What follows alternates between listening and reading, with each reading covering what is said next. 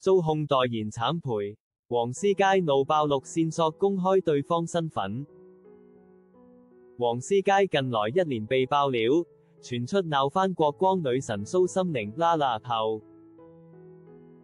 他隨即辟謠，今黃絲佳被爆出代言保健品，導致廠商付出300萬行銷費，最後竟連10萬元業績都達不到。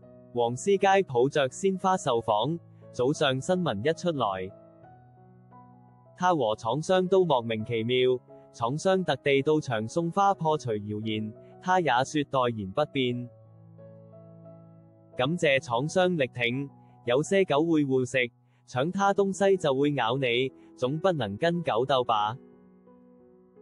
黃絲佳說每個產品都會有銷售大小月，代言很穩定，盡力做好代言人的工作。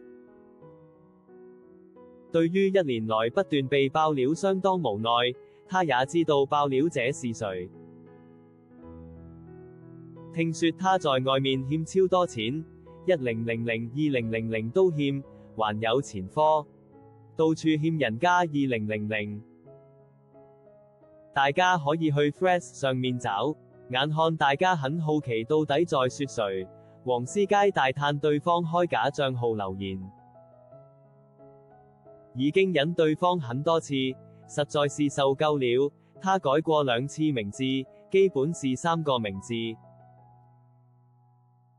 他用2個字在走跳，答案呼之欲出，一起長大吧。今晚9點 YouTube 播出。